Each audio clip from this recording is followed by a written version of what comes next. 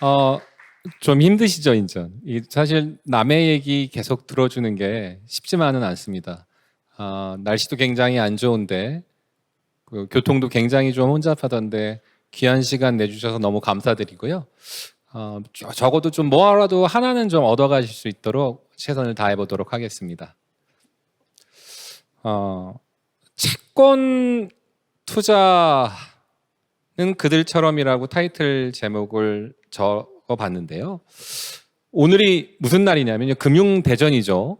그 풍족한 미래를 위한 성공투자법이라는 이름으로 이 강의를 지금 하고 있는 것 같은데, 여러분, 성공투자란 무엇일까요? 성공투자란.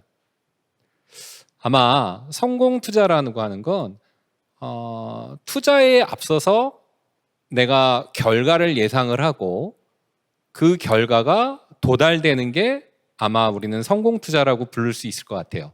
그렇지 않을까요? 그렇다고 하면 100% 내가 생각한 대로 되는 성공투자는 무엇일까요? 아마 딱 생각할 수 있는 게 저는 정기예금 같아요. 우리는 보통 정기예금은 처음에 들어갈 때 몇 프로의 금리를 받으면 정해진 기간 안에 그 금리 받고 나오는 데는 사실상은 별 문제가 없죠. 근데 우리가 정기예금을 갖고 성공투자라고는 안 하는 것 같아요. 그렇죠? 그러니까 정기예금보다는 조금 더 높은 수익률을 찾기 위한 노력. 그러니까 결과적으로는 모든 투자는 내가 위험 대비 어떤 수익률을 기대하는, 그랬을 때 그게 이루어지는 걸 성공투자라고 하는 것 같아요. 그러면 최근 들어 채권에 대한 얘기가 간혹 들려요. 유튜브에서도 그렇고 방송에서도 그렇고 여기저기서 채권 얘기를 굉장히 많이 해요. 실질적으로 채권 투자가 이렇게 개인 투자자들 입장에서 관심을 가져봤던 때가 굉장히 오래간만인 것 같아요. 그래서 얼마나 그러면 이 관심을 이분들이 지금 갖고 있었었고, 이게 어떻게 사회에서 현실적으로 지금 이루어지는지를 보면 2023년 5월 달 기준으로요, 한 개인 투자자들이 15조 정도를 채권을 사셨대요. 그럼 작년 같은 경우는 어땠냐고 보면 한 3조 정도 사는 시장이 정상적인 작년의 모습이었다고 치면 한 5배 정도 규모가 확 늘었죠. 그러면은 왜 이분들이 채권을 이렇게 샀을까라고 우리가 이제 생각을 좀 해봐야 되고, 그럼 그 5월 달까지 채권을 샀던 분들은 과연 결과가 어떨까? 그리고 향후는 어떨까? 뭐 이런 얘기를 좀 해드리려고 하고 있고요.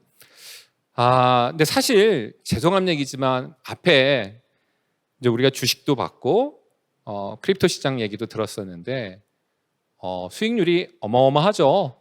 근데 사실 채권은 그런 시장이 아닙니다.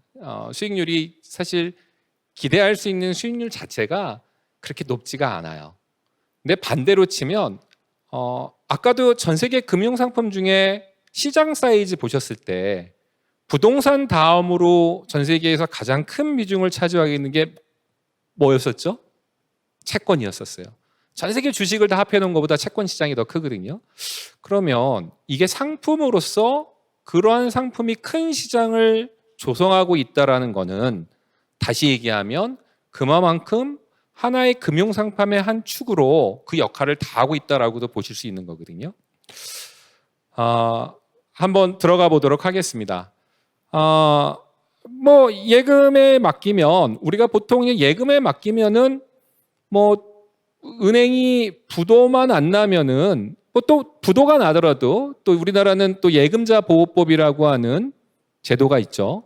물론 이제 그게 이제 뭐 금액이 전체 큰 금액에 대해서 다 주는 건 아니겠지만 사실 많은 분들이 이제 대한민국 같은 경우에는 시중은행의 부도를 그렇게 크게 걱정하고 있지는 않으신 것 같아요. 그럼 채권은 뭐느냐?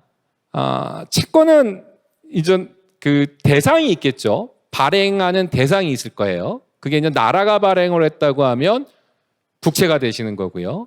공공기관이 발행을 했다고 하면 국공채가 되시는 거고, 이제 회사가 발행을 했다라고 하면 이제 회사채가 되시는 거고, 그래서 그 중에 내가 이제 좋아 보이는 거를 이 정도면 됐어라고 생각할 수 있는 상품을 이제 가입을 하시는 거죠. 뭐 일례를 한번 들어보겠습니다. 뭐 예를 들면 정기예금이 한 3.5, 뭐 은행채가 4.1, 현대캐피탈이 4.3. 이 정말 말도 안 되죠. 앞에 수익률이 뭐 지금 뭐 어마어마한 수익률 보다가 이거 보자니까 에게 하고 뭐 더 이상 듣고 싶지 않으실 것 같은데, 제가 재미난 경험이 있었어요. 제가 굉장히 나이가 그래도 조금 나이가 됩니다. 제가 87학번인데 금융기관에 종사한 지도 꽤 오래됐었고요. 아주 좀 초창기 때 제가 이제 은행원일 때 얘긴데요. 그때만 해도 이제 정기예금 금리가 하루가 다르게 막 내려가고 있을 때였는데, 은행들 왜 가끔 그런 거 많이 하잖아요. 특판. 그러면은 왜 그 조금 높은 금리, 제 기억하기로는 그때 당시가 아마 5%짜리 정기예금 특판이었는데 뭐 어마어마하게 많은 분들이 오셨어요. 그런데 이제 이게 정기예금 5%짜리를 그냥 다 드리는 건 아니고, 맨 처음에 이제 거래 대상 할 때 그 한도가 있었었거든요. 그래서 1억부터 그걸 할 수 있었던 그런 상품이어서 이걸 프로모션을 해갖고 일종의 이제 후킹 프로덕이라고 해서 미끼 상품이죠. 은행이 고객 DB를 확보하기 위해서. 그래서 그걸 했었었는데, 제가 이제 그 남대문 쪽에 있는 외국계 은행에서 근무를 했을 때였는데, 어떤 좀 한 분이 되게 이렇게 언뜻 봤을 때는 좀 외모가 그렇게 뭐 자산이 많을 것 같지는 않으시고 그냥 아주 되게 수수하셨었어요. 이렇게 좀 약간 그런 분이 딱 오셔서, 그때만 해도 여러분 은행 가보시면 아시겠지만은 막 줄을 뭐 정기예금 하나 가입하러 갔는데 막 1시간 이렇게 줄 서 보신 적 있으시죠? 뭐 1시간, 2시간 이렇게 줄 서 보신 적 있으실 거예요. 그때도 그랬어요. 한 시간 넘게 줄을 서고 있었을 때였는데, 제가 이제 그분을 딱 앞에서 제가 이제 여쭤봤죠. 그래서 너무 죄송하다고, 시간이 많이 걸려서. 그랬더니 이분이 되게 조심스럽게 한도가 얼마냐고 물어보더라고요. 그래서 저도 조심스럽게 1억입니다. 그랬더니 그 한도 말고. 그래서 그랬더니 알고 봤더니 그 최대한 할 수 있는 금액의 한도를 묻는 거였었어요. 그래서 뭐 예를 들면 그게 뭐 100억 단위까지도 하실 수 있을 만한 분이셨던 거예요. 그래서 도대체 이분은 뭐지? 라고 너무 놀랬죠. 제가 알고 봤더니 제가 그냥 남대문 근처에 있는 이렇게 HSBC라는 은행에 제가 다니고 있을 때였는데, 그 앞에서 대한민국에서 굉장히 유명한 환전과 이런 그 단기 자금을 운영하시는 그런 분이셨었어요. 그러니까 근데 말이 안 되잖아요. 그분들의 보통 그 자금 운용 수익이 하루에도 뭐 어마어마한 수익을 내시는 분들이거든요. 근데 그런 분이 요거 정기예금 요금리 받자고 줄을 서서 계신다는 게 좀 이해가 안 되잖아요.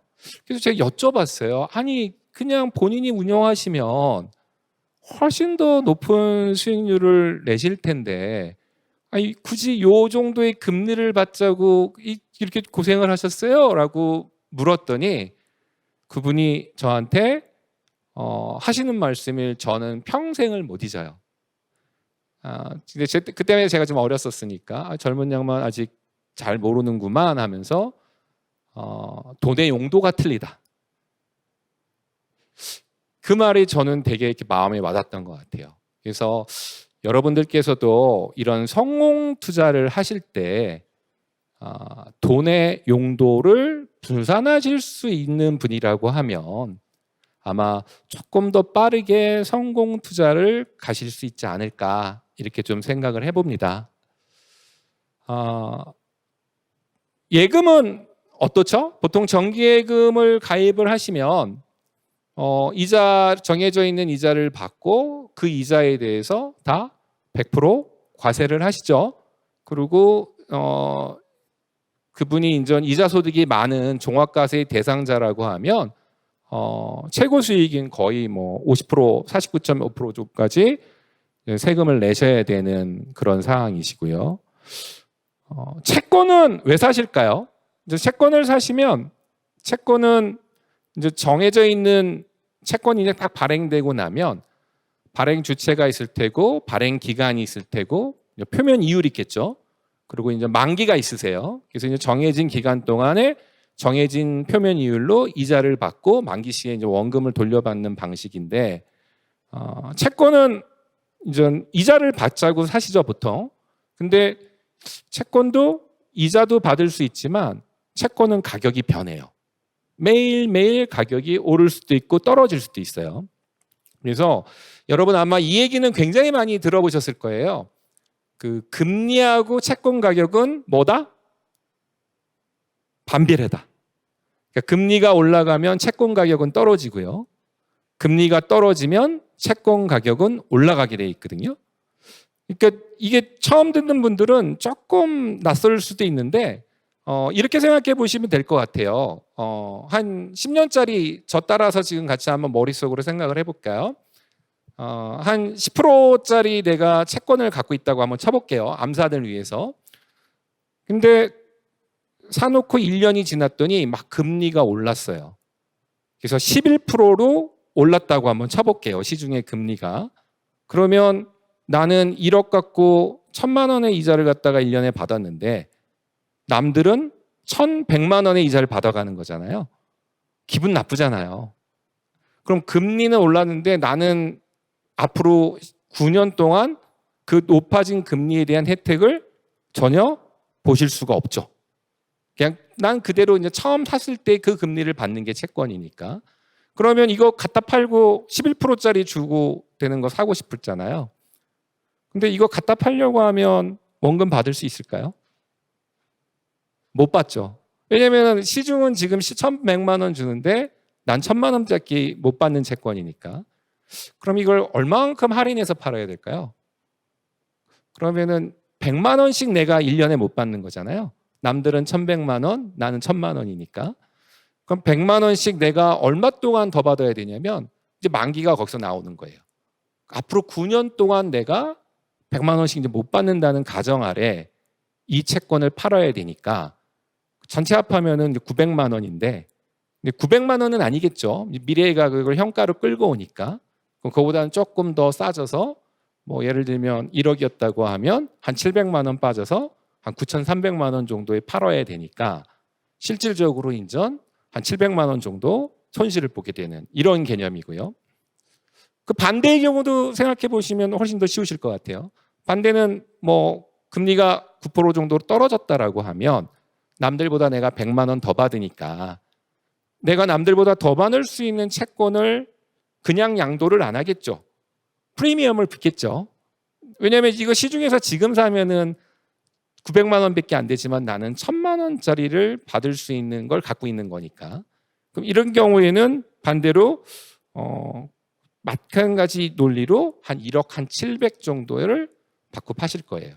그래서 금리가 올라갈 때는요. 채권 투자를 하실 때 상당히 좀 조심하셔야 되고요. 금리가 떨어질 때는 채권 투자가 제가 아까 보여드렸던 저런 금리가 아닌 훨씬 더 많은 금리를 좀 보실 수 있는 시장이 된 거고요.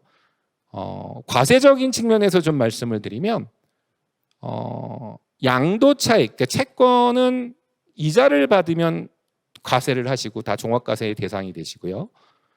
채권의 양도 차익은 현재는 지금 그러니까 금융투자소비세가 24년까지는 채권의 양도 차익에 대해서 지금 비과세를 해주고 있거든요. 그래서 현재대로라고 하면 과세를 안 하세요. 그러면 아마 이런 논리로 아까 제가 한 15조 정도 그 개인 투자자들이 국채를 많이 샀다라고 지금 말씀을 드렸잖아요. 아마 이 논리 때문에 그런 것 같아요. 뭐 은행 예금 한 4%짜리를 놔두고 진짜 최고세율 내는 종합과세 대상자들한테는 세후 수익률이 한 2%밖에 안 돼요, 사실. 근데 이게 금리가 만약에 한 1년 후 한 80bp 정도 하락한다라고 예상을 하면 한 14%까지 세후 수익률로 고려하실 수가 있으니까 최고 수익률 대상으로는 아마 이래서 고액 자산가들이 이 국공채 열풍이 불었죠. 그래서 아마 15주가 팔렸던 것 같아요. 근데 물론 이 14%라는 수익률 자체가 어떻게 보면 참 작다면 작을 수 있는데 제가 이제 초반에 말씀드렸다시피 어차피 수익률이라는 거는 위험 대비 수익률을 항상 고려하셔야 되시는 거고요. 그리고 저는 그런 것 같아요. 이 작년 한 해 그 5대 시중은행에 정기예금 잔고가 한 얼마 정도 된다고 생각하세요? 지금 대한민국이 한 얼마 정도 있을까요? 내 주머니에는 참 돈이 없는데 왜 이렇게 돈 많은 사람이 많은지. 5대 시중은행의 정기예금 잔고가 820조 정도 됐었어요. 그리고 그 중에 2022년 한 해 동안 늘어났던 금액이 얼마 정도였냐면 160조 정도 된대요. 근데 뒤돌아보면 우리 2022년 난 너무 힘들고 참 어려웠던 시기였던 것 같은데 어느 누군가는 그렇게 자금이 많아서 정기예금을 넣었던 거예요. 그러면 이게 참 상대적인 것 같아요. 그래서 오늘 제가 하는 이 강의의 대상자가 좀 젊으시고 뭔가 활기차게 자금을 늘려나가시는 분한테는 사실상은 저는 별로 좋은 강의는 아닌 것 같고요. 혹시라도 제 강의를 들을 때 좀 대상자가 있다면 혹시 22년에 정기예금을 넣어놓으셨던 분이 이제 만기가 돌아와서 이미 어느 정도 자산을 확보하신 분이 분산 차원에서 좀 안정자산을 정기예금보다 조금 더 플러스 알파의 수익률을 내고자 하시는 분들한테 사실상은 좀 맞는 강의가 아닐까 저는 그렇게 생각을 합니다. 좀 아까 이제 80bp 금리가 내려가야 한다는 전제 조건을 달았잖아요. 그러면은 과연 진짜 우리나라 금리가 과연 내려갈 수 있을까? 금통위에서는 지금 3.5%에서 지금 네 번째 동결했죠. 근데 보통 금통위가 세네 번의 그 금리 동결은 과거에는 사실상 이제 피벗의 시그널이다 이렇게 받아들였던 시장이 있었으니까 많은 그 외국계 금융사들 포함해서 아시아권 특히 한국에서 하반기부터 금리 인하를 할 거다라는 생각들 얘기들은 좀 예측들은 많이 나오고 있고요. 사실 2022년 말 23년 시작만 될 때만 하더라도 이걸 많이들 얘기를 했죠. 장기적으로 이제 한국은 올라왔던 금리가 꺾어질 수밖에 없다. 근데 1년간을 놓고 봤을 땐 어땠느냐? 여기 보시면은 빨간색이 우리나라의 기준금리고요. 색깔별로 2년물, 10년 금리, 30년 금리 그래프인데요. 보시면은 보통 이게 기준금리가 있으면 기준금리 2년 금리야 어차피 정책금리다 보니까 기준금리랑 당연히 붙어갈 수밖에 없을 것 같고요. 보통 10년물이나 30년 금리가 장기금리다 보니까 아무래도 기준금리보다는 더 높은 게 이제 정상적인 시장이라고 보통 우리가 볼 수 있는데 지금은 역전이 돼 있는 상황입니다. 한번 미국 한번 봐볼까요? 진짜 급격히 올렸죠. 22년에 빅스텝, 자이언트 스텝 하면서 막 0.25에서 지금 어디까지 온 거죠? 지금 5.25까지 와 있고 지금도 파월은 계속 그 연내 2번 인상한다고 했고 아까 우리 주식 시간에도 들으셨다시피 저는 이제 그 얘기도 좀 해드리긴 할 텐데 2023년 시작할 때 그런 얘기를 많이 했죠. 이제는 계속 정점에 어느 정도 다가왔고 이제 금리는 좀 떨어져야 된다. 근데 이제 생각보다도 좀 그게 좀 딜레이가 되고 있는 것 같아요. 그러니까 지금 많은 시장 참여자들, 특히는 채권 전문가들이나 어떤 글로벌 이런 시장 분석하셨던 분들이 연초에 강하게 얘기했던 것들이 조금은 좀 이렇게 미뤄지고 있는 상황인 거고요. 이게 급격하게 올랐던 금리가 향후 이렇게 급격하게 떨어지는 일은 사실 이제 쉽지는 않을 것 같고, 다만 금리 인상의 어떤 기조가 좀 끝나가고 있다라는 건 우리가 좀 예측 가능할 것 같아요. 한 1년치만 한번 딱 놓고 봤을 때 지금 현재 5.25까지 와 있고 장단기 금리 역전 차가 굉장히 좀 심해져 있는 그런 상황이고요.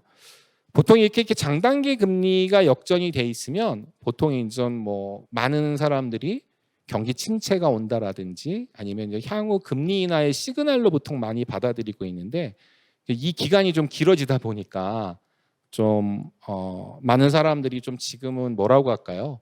좀 되게 지루해하고 있는, 생각보다는 좀 먹을 놈이 없네, 뭐 이렇고 있는 상황인 것 같아요. 근데 저는 그렇기 때문에 지금도 어떤 채권 투자에게는 굉장히 좀 좋은 타이밍이다. 지금도 여전히 채권을 사놓으시기에는 나쁘지 않다라고 말씀드릴 수 있을 것 같아요. 이게 이제 점도표라고 우리 이제 페더럴 오픈마켓 커미티의 의원들이 있잖아요. 왜 우리 보면 신문에 보면 뭐 그 우리가 이제 12군데의 그 페더럴 뱅크가 있어요. 뉴욕에도 있고 뭐 이게 도시마다 쫙 있죠. 이게 아주 그냥 랜덤하게 있는 거예요. 뭐 그 상위 큰 도시 순으로 12개를 고른 것도 아니고요. 그냥 어떻게 하다 보니까 그 12개 은행이 있게 되고요. 그 12개 은행에 있는 장들이 모여서 이 커미티를 이루고 있고, 이분들이 이제 회의를 끝나면 이분들이 이제 향후 금리에 대해서 자기의 생각들을 투표를 한 거예요. 그래서 그 투표를 한 것들을 그냥 그대로 받아서 이제 모아놓은 거가 이제 점도표라고 하는데, 지금 2023년 같은 경우에는 지금 5점 높아요. 5.5가 넘게 이렇게 막 투표가 돼 있어요. 그러니까 이거대로라고 하면은 지금 5.75까지 금리 올리겠다. 이 의견이 지금 상당 부분 반영이 돼 있는 건데, 다양한 건 그래도 24년을 보시면 어떻죠? 표가 한 4.25대까지는 좀 이렇게 빠지는 모습 보이시죠? 올해까지는 버틸 수 있을지 몰라도 내년에는 확실히 이제 금리를 좀 인하하겠다. 그리고 25년 정도로 봤더니 좀 다시 또 한 3.5 아래까지는 금리가 좀 떨어지는 걸로 많이들 보시는 것 같고요. 장기적인 목표 금리는 사실상은 한 나라의 금리라는 게 이제 그 결과적으로는 성장률을 얘기 안 할 수가 없거든요. 이게 이제 경기 성장이 막 좋을 때는 금리를 높여도 상관이 없죠. 막 금리를 높여도 이제 뭘 해도 되니까 높은 금리에 돈을 땡겨와서 무슨 사업을 하면 그 사업을 통해서 그보다 훨씬 더 높은 수익률을 이제 받아갈 수 있는 때니까. 그렇지만 이렇게 성장률이 좀 떨어지는 때에는 이렇게 금리를 높게 하면 아무도 경제 활동이 좀 위축될 수 있는 시장이잖아요. 그러다 보니까 미국이나 한국의 어떤 성장률을 감안한다고 하면 과연 이렇게 목표 금리가 지금 계속 이렇게 높을 수 있을까? 그리고 참 요즘은 하루가 다르게 뉴스 한 3일만 뉴스 안 보면 시장 환경이 매일매일 바뀌는 것 같아요. 우리 기억하실지 모르겠지만은 연초부터 진짜 수많은 뉴스가 있었죠. 아니 뭐 진짜로 당장에 이제 리세션 올 것 같다는 막 얘기가 돌았었고, 막 은행들 파산하고 이럴 때만 해도 우리 큰일 난 줄 알았잖아요. 그리고 또 지나고 났더니 웬걸 미국 시장이 너무너무 견고하고 뭐 이런 리세션 없이 소프트 랜딩이 가능할 거래. 뭐 이런 얘기도 지금 나오고 있고, 참 이렇게 하루 자고 나면 하루 틀리게 시장이 좀 많이 변화되고 있는 것 같긴 한데, 글쎄요. 그럼 금년도는 오늘 새벽에 인전 CPI가 발표가 됐죠. 다들 들어서 뉴스톡에서 아시겠지만은 3% 나왔거든요. 1bp만 더 빠졌어도 2.99니까 뒤에 절하면 2.9까지의 어떤 숫자를 볼 수 있었던 수치인데요. 이게 지금 얼마에서 내려온 거죠? 작년도 한참 인플레이션 높았을 때 CPI가 여러분 기억하실지 모르시겠지만 9.1이었었어요. 9.1에서 3%까지 왔으면 거의 이제 3분의 1 토막 났으니까 빠르게 좀 안정화가 된 건데, 그러면은 처음부터 우리가 그냥 좀 고민을 해볼 수는 있을 것 같아요. 작년에 왜 9.1까지 갔을까? 이게 정말로 그 9.1까지 간 게 정말 경기가 막 진짜 활성화되고 모든 게 좋아서 어떤 인플레이션 요소가 폭발적으로 늘어서 인플레이션이 높아졌던 게 어쩌면 아니었었구나. 그러니까 지금 돌이켜 보니까 우리가 이제 아는 거예요. 깨닫는 거죠. 그때가 결과적으로는 진짜로 그 뭐 전쟁이라든지 이런 여러 가지 요소로 인해서 팬데믹 때문에 한 번도 경험하지 못했던 공급력 부족에서 원자재 가격 상승, 특히나 이제 석유 유가라든지 이런 부분에서 왔던 우리가 그 급격한 인플레이션이었구나라는 걸 지금은 깨닫죠. 그래서 지금 보시면 이제 페드워치라고 해서요, 그 금리 인상 확률, 이것도 뭐 별건 아닙니다. 그냥 많은 전문가들이 그냥 투표하는 거예요. 날짜는 이제 이게 7월 27일 기준이었는데 7월 달에는 25bp 인상될 것 같아요. 그래서 상단이 5.5까지 올라갈 것 같고요.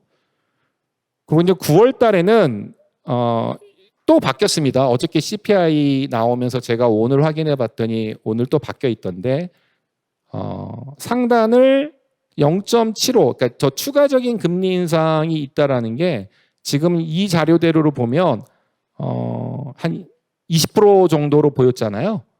근데 이게 12% 정도까지 떨어졌어요. 그래서 많은 분들이 뭐 사실 그분이 하겠다고 하고 뭐 사실 뭐 페드에서 한다면 하는 거겠죠. 근데 쉽지만은 않을 것 같고요. 많은 시장에서의 예측은 7월에 25p 인상이 되고 나면 거기서 이제 금리 인상은 끝날 거라고 많이들 예측들을 지금 하고 있고요. 그러고 나서 시장의 반응도 굉장히 빠르게 장단기 금리가 좀 내려왔죠. 그래서 이제 그러고 나면 제 생각에는 좀 금리가 좀 빠르게 뭐 아주 빠르게 빠지지는 어렵겠지만 적어도 이제 금리 인상에 대한 스트레스는 없을 테니까 지금 금리가 굉장히 이제 고금리다 보니까 현재 내가 들어간 돈에서 얻을 수 있는 캐리, 이표, 이자 자체의 쿠폰이 굉장히 좀 높으신 상황이거든요. 그러니까 뭐 5%, 6%의 어떤 이자를 꾸준히 좀 안정적으로 받아가시면서 거기다 플러스 조금 시간은 걸릴지 모르겠지만 채권 가격의 하락 없이 바랄 수 있다면 좀 상승을 노릴 수 있는 그런 시장이 온다라고 보시면 되실 것 같아서 저는 뭐 지금부터는 채권을 그냥 꾸준히 정말로 여윳돈이 좀 있으시다고 하시면 정기예금 대비 채권이 좀 어느 때보다도 안정적으로 좀 좋은 투자처라고 좀 생각이 듭니다. 한번 우리 채권 시장, 전 세계 채권 시장이 아까 뭐 124조 달러니까 어마어마한 사이즈인데 한번 나라별로 한번 봐볼까요? 퍼센테이지로. 대한민국이 한 전체 채권 시장에서 차지하고 있는 비율이 한 2% 정도 돼요. 미국이 역시 어마어마하네요. 거의 반 정도 글로벌 채권을 갖고 있고요. 차이나, 일본 이 정도로 채권 발행을 갖고 있습니다. 제가 이제 이걸 왜 보여드렸냐면 이러다 보니까 우리가 이제 글로벌에서 좋은 채권을 사려고 하면 국내에서만 한정돼 있으면은 내가 이제 좋은 투자처를 못 뽑는 거잖아요. 그러니까 지금은 벌써 여러분 많은 분들 아까 뭐 테슬라 얘기도 나왔지만 그 해외 쪽 글로벌하게 요즘들은 투자 많이 하시니까 채권도 마찬가지로 글로벌 채권 쪽에서도 좀 관심을 가져야 된다라고 해서 제가 이 표를 좀 보여드렸었고요. 제가 한번 늘 제가 다른 데 강의 가서도 몇 번 했던 얘기인데요. 조금 지겨워하실 수 있을 테니까 왜 우리가 이제 해외 채권을 좀 고민을 해보셔야 되는 타이밍인지 한번 설명을 드려볼게요. 여러분 이 차가 뭐죠? 그 G9이라고 하는 그래도 우리나라에서는 최고 좋은 차예요. 이 차가 지금 우리나라에서 살려고 하면 풀옵션 기준으로 한 1억 6,500 정도 한다고 합니다. 근데 이거 다 아시잖아요. 여러분 이거 외국에서도 똑같이 팔고 있거든요. 미국에서 살려고 하면 환율 한 1,300원, 사실 지금 1,300원도 안 하죠. 오늘 좀 환율이 좀 빠지고 있으니까 한 1,270원까지 빠져 있으니까 그러면은 한 1억 3천이 안 되네요. 1억 2,800. 여기서 되게 이상한 점 느끼셨을 거예요. 보통 이 우리나라가 만들잖아요, 국내에서. 그래서 어떻게 하죠? 배에 태워서 미국 가서 파는 거잖아요. 그러면은 아무래도 이제 생산 단가가 만들어서 거기다 플러스 물류비까지 있으니까 제 생각에는 국내보다는 원산지가 더 싸야 되는 게 원래 정상적인 시장의 모습일 텐데 그 물류비를 더 포함시켜서 파는 미국이 더 싸요. 이거 왜 그럴 것 같으세요, 여러분? 아마 제 생각에는 대한민국에서 G9을 타고 뭐 멋진 호텔에 가서 내린다고 하면 여러분 어떻죠? 우리가 생각할 때 하차감이 있겠죠. 저분 굉장히 돈 많으신 분인가 보다. 성공하신 분이야 라고 하는 어떤 그 G9이 현대 제네시스라고 하는 어떤 포지셔닝이 아마 국내에선 돼 있을 거예요. 근데 이 차가 아직까지는 뭐 굉장히 많이 선전하고 있고 현대차가 좋아지고 있고 외국에서도 어떤 브랜드 네임, 어떤 포지셔닝 이런 걸 많이 올리고 있는 단계긴 하지만 아직까지는 그 정도 단계는 아닌 것 같아요. 그러다 보니까 뭐 정책적인 이유가 있겠죠. 조금 더 어떤 시장의 MS를 늘려나가려고 하는 거랑 또 글로벌 경쟁 업체들하고 싸우다 보니까 가격 정책을 좀 저렇게 하고 있는 것 같은데 여기서 이제 한번 생각을 해볼 수 있죠. 반대로 그러면은 저 그냥 외국에서 사서 갖고 들어오는 게 훨씬 더 난 거 아니야? 이렇게 이제 생각하실 수 있으실 거예요. 그래서 한동안은 자동차도 직구하셨던 분들이 있죠, 국내에서도. 근데 이제 어떤 문제가 있냐면 이게 이제 외국에서 사줘야 되고 그 배 태워서 갖고 오고 시간도 너무 오래 걸리고 아무래도 좀 번거롭죠. 근데 사실상은 이게 16년부터는 FTA가 발효돼서 관세는 없으세요. 세금은 지금 없는 상태고. 그럼 여기서 한번 생각을 해보는 거예요, 여러분. 이게 그 현대자동차가 이 자동차로 생각을 하지 마시고요. 만약에 현대자동차가 원화로도 채권을 찍어내고요. 외국에 나가서 달러로도 채권을 찍어낸다고 한번 가정을 해보고요. 그리고 그걸 갖고 오는데 기간이 뭐 몇 달이 걸리는 게 아니고 국내 채권 결제랑 똑같이 3일 만이면 다 우리나라 쪽에 잔고에 들어온다라고 치면 만약에 똑같은 현대가 국내에서 주는 금리보다 외국에서 주는 금리가 훨씬 더 좋다라고 하면 여러분 어떠시죠?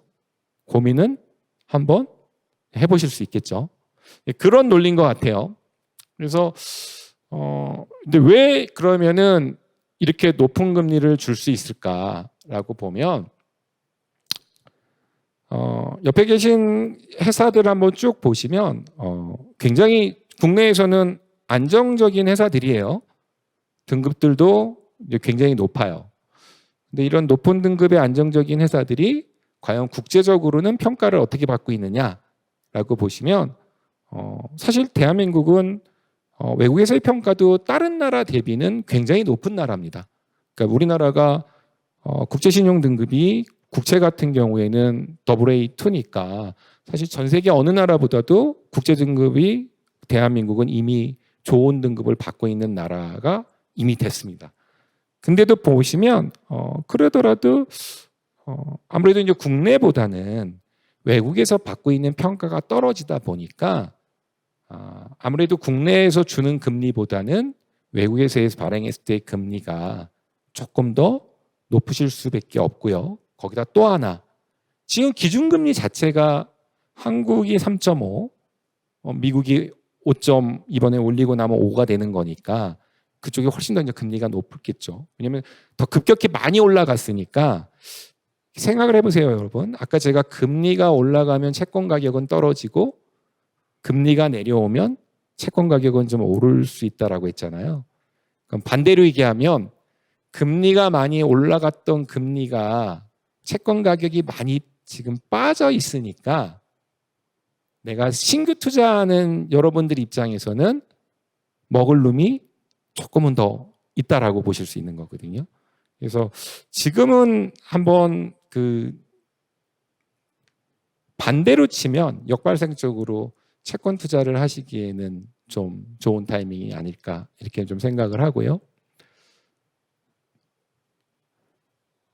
뭐 이런 경우죠. 제가 이게 올해 초에 강의만, 작년 말이었나 보다. 강의만 했을 때도 정기금리 한 5%, 4.8 요 정도였었는데 지금은 한 3.8 정도 나오는 것 같아요. 제가 조회해 보니까. 근데 이제 정기예금 이렇게 들어가는 거라고 정기예금 대비 채권을 사시는데, 물론 이게 정기예금과 채권을 동일 위험이라고 볼 수는 없겠죠. 근데 사실 이제 정기예금 만기되면 여러분 어떻게 하시죠? 대부분 우리나라 분들의 많은 분들이 보통 정기예금 만기가 되잖아요. 그럼 또 정기예금 가입하시는 경우가 많습니다. 그래서 이제 그렇게 놔둘 거면 사실 계속 정기예금 만기되고 또 만기되고 또 정기예금 가입하고 이러실 바에는 조금 기간만 확보한다고 하면 조금 높은 금리에서 오랜 기간 확보되는 것도 나쁘진 않을 테니까, 지금 대충 보시면은 우리은행 거 사시는 거랑 우리은행 원화채권을 사신다고 하면 뭐 많은 차이가 있는 건 아니죠. 한 1% 정도 더 올라가는 경우가 있고요. 근데 이제 우리은행이 달러로도 채권을 발행을 하거든요. 그럼 달러로 발행한 채권 금리를 봤더니 한 6.2% 정도. 제가 다녔던 다른 조금 더 높은 등급의 외국계 은행을 한번 봐봤더니 한 8% 이상, 거의 9% 가까이 은행에서 금리를 받을 수 있어요. 근데 사실 이 부분은 이제 조건부 자본증권은 사실 저것만 갖고 얘기를 해도 사실 이제 내재되어 있는 위험이라든지 왜 최근에 저게 이렇게 많은 금리를 주는 건지 뭐 얘기할 부분이 너무 많아요. 왜냐하면 최근에 이제 크레딧 스위스 사태 얘기도 좀 해드리고 이래야 돼서 뭐 안전하다고는 좀 볼 수는 없겠지만 그래도 상대적으로는 은행 쪽에서 그렇게 저렇게 높은 금리를 주는 채권도 있다라는 것 정도는 인식을 하셨으면 좋겠고요. 이 블룸버그 화면인데요. 한번 보시면 뭐 참고로 한 6점 몇 프로 정도 가격 동향이고요. 채권도 저렇게 뭐 매일매일 가격이 저렇게 변하고 있고요. 우리은행 채권 같은 경우에 작년도 10월 달에 가격 한번 확 빠졌던 건 레고랜드 사태 때문에 그랬었고, 다른 HSBC 은행 거 한번 보여드리겠습니다.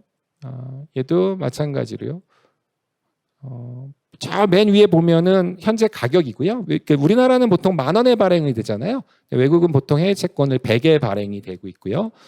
100 기준으로 봤을 때 현재 95.94 정도 하고 있고요.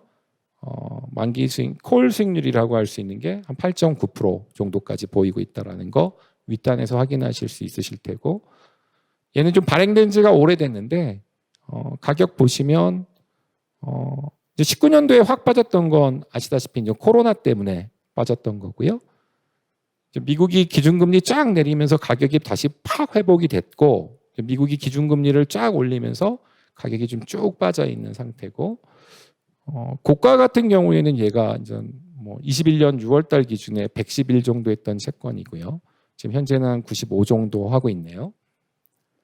아까 제가 현대자동차 보여드렸으니까 대충 현대자동차 채권은 한 몇 프로 정도 금리 나오지 하고 한번 찾아봐 드렸는데요. 그 현대차는 현대차라는 이름으로 달러 채권을 발행하지는 않고요. 현대캐피탈 아메리카라고 해서 이제 얘네들이 통해서 외채를 찍고 있는데 한 5.7% 정도 주고 있는 것 같아요. 근데 가격은 발행금리 때보다 조금 더 높게 형성이 되어 있는 상태고요. 가격 변동 한번 보시면 미국이 쫙 기준금리 뺐을 때 132까지 갔던 채권인데 미국이 기준금리 쫙 올리면서 채권 가격이 쭉 빠져 있어서 저는 개인적으로는 그래도 현대자동차를 우리는 이제 아는 회사니까 아는 회사 기준으로 봤을 때는 가격은 사시는데 뭐 나쁘진 않은 그런 때인 것 같습니다.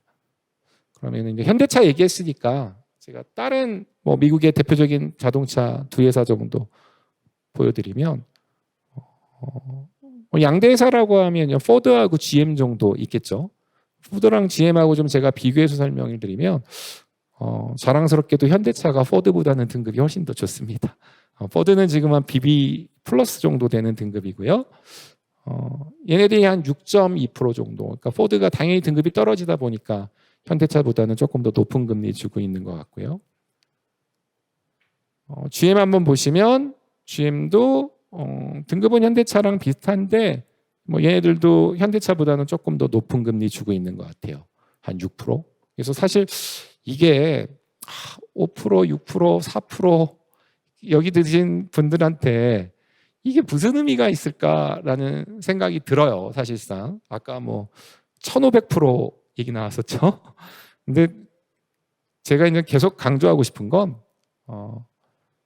이 금리를 받으면서 이게 이제 5%, 6%가 위험 대비 수익률이라는 걸 좀 감안을 하시고 거기에 이제 양도 차익을 좀 기대할 수 있다라는 거 때문에 저는 드는 생각이 이게 채권이라는 건 모두를 위한 금융상품은 아닌 것 같고요.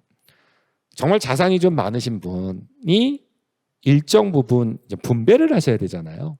분산을 하실 때 일정 부분 이제 안정자산으로 돈을 놔두셔야 될 텐데 그 안정자산의 일부를 정기예금보다는 저는 지금은 그 채권 쪽이 좀 더 좋은 시장이라는 생각에서 좀 설명을 드렸었고요. 아까 제가 15조 정도 지금 채권 사셨댔잖아요. 근데 작년 한 해 160 정도가 정기예금 잔고가 늘었다고 하니까 그 4%대 후반 또는 5%대 초반에 이제 만기가 막 돌아오시는 많은 정기예금 고객들이 있으실 거거든요. 그분들이 한번 그런 정기예금의 대용 상품으로 채권을 한번 생각해 보시는 것도 전 되게 좋은 생각이라고 생각이 들고요.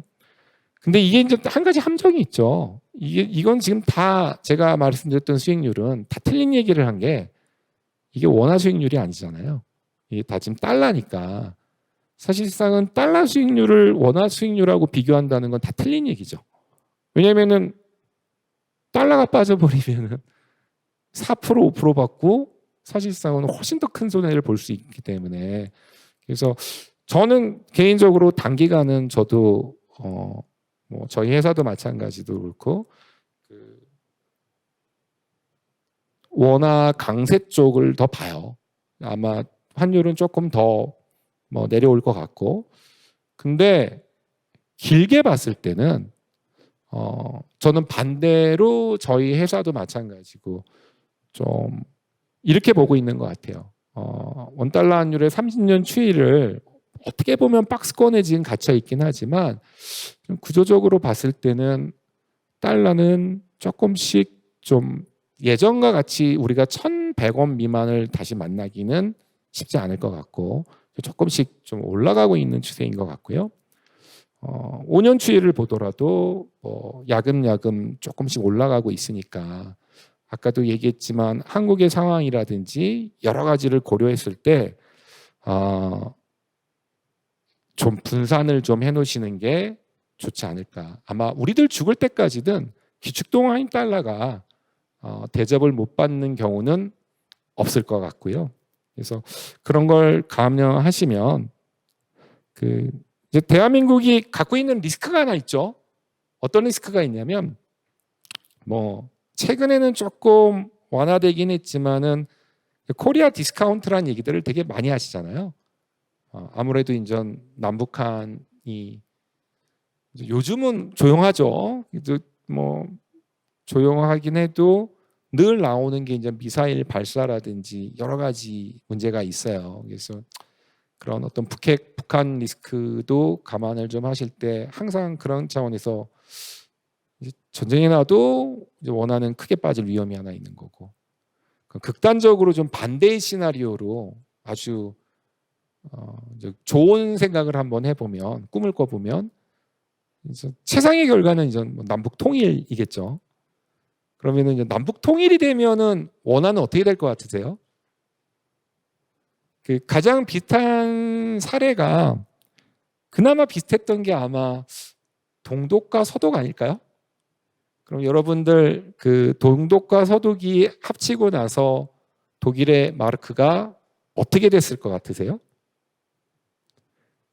시장에서 이 재정 지출의 심화를 우려해서 한 30% 정도 급락을 했었습니다.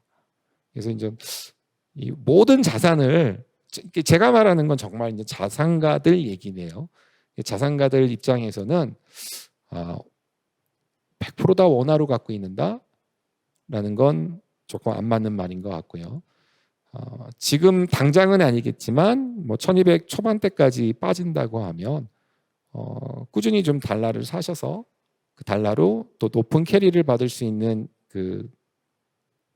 채권을 사놓으시는 게 나름대로는 굉장히 좀 안정적인 수익을 확보하실 수 있는 좋은 투자 방법이라고 감히 조언을 드리겠습니다. 결론이라고 해서 그냥 적어봤고요. 정말로 자산가들은 이게 변동보다는 또박또박 뭔가 이렇게 좀 확정돼 있는 것들을 좋아하시더라고요. 그게 이제 아무래도 이제 가장 기본적인 성격이 채권이다 보니까 이런 거 한번 감안하셔서 향후 내가 정기예금 만기되는 게 있다라고 하시면 꼭 한번 담당 PB나 은행이 됐건 어디 증권사가 되셨건 담당자들한테 한번 문의를 해보십시오. 어떠한 장점이 있고 또한 이 위험 요소도 틀림없이 있으니까 어떠한 단점이 있는지를 한번 알아보셔서 고려하실 수 있는 시간은 좀 가지시는 게 좋지 않을까라고 감히 말씀드리겠습니다. 경청해 주셔서 감사합니다. 네, 고맙습니다.